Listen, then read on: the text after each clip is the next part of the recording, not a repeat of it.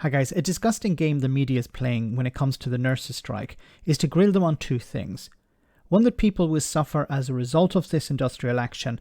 They of course ignore the fact that before there was even talk of strikes, backlogs were causing serious problems in the NHS. Second is how somehow these nurses are greedy or demanding too much. You'll hear comparisons made with the private sector or how the so-called independent pay review body has already made its decision.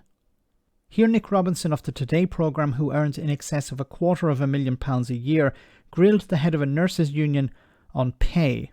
Have a listen. That you are calling on ministers to effectively tear up the independent pay review body, aren't you? That is how pay is set, has been set for many years. And when you say they should just talk to you about pay, it's not how the system has ever worked. Let's be honest about the independent pay review body.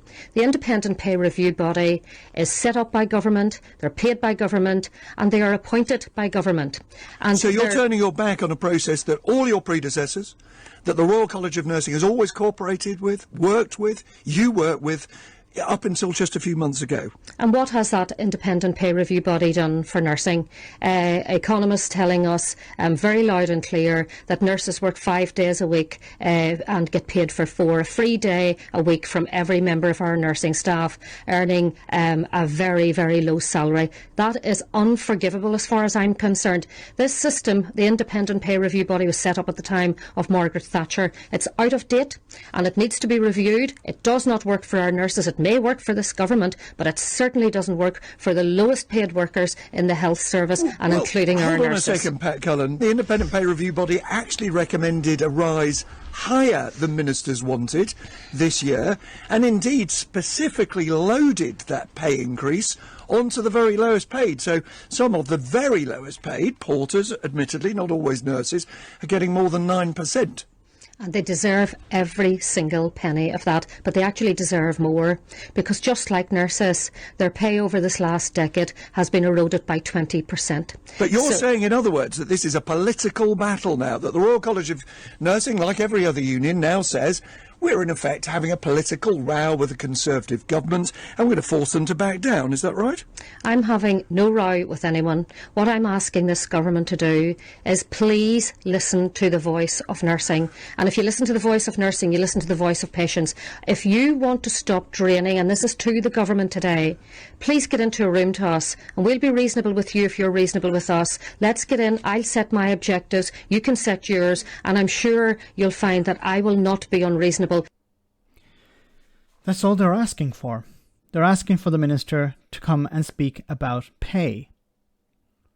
Now, the independent pay review body, as she said, is set up by government, it's paid by government, and its remit is decided by government.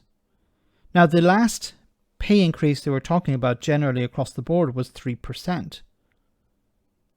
Now, some people got more than 3%, but the vast majority did not. And this was before inflation that is above 10%. So how are nurses supposed to survive? And it's not just about pay. We've heard it before. It's also about conditions. It's also about training. It's about a whole range of things. But as we saw in Scotland, the First Minister met with nurses and they called off their industrial action. Now, of course, they're balloting their members and it could go a different way. But at the moment, the strikes have been called off. Isn't that what should be happening at the moment? Shouldn't the government be meeting with the nurses in order to call off the strikes? At least postpone them until after the winter period, when it's the worst time for strike action, or disruption, I should say. I'm not criticizing the nurses here. They're desperate. They see no other way out. And you have the media, of course, pushing the government line here. Well, we have the independent pay body. You should be following their suggestion, their recommendation. But that is out of date. For the vast majority, it was 3%. But inflation is over 10%.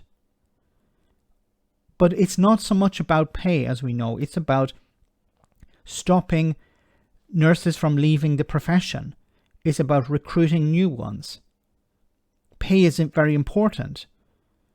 But you have nurses who are desperate at the moment. They're crying. So the cases, stories of nurses crying at the end of the day because they're worn out. They're not able to do the job to the best of their ability because they don't have the resources necessary.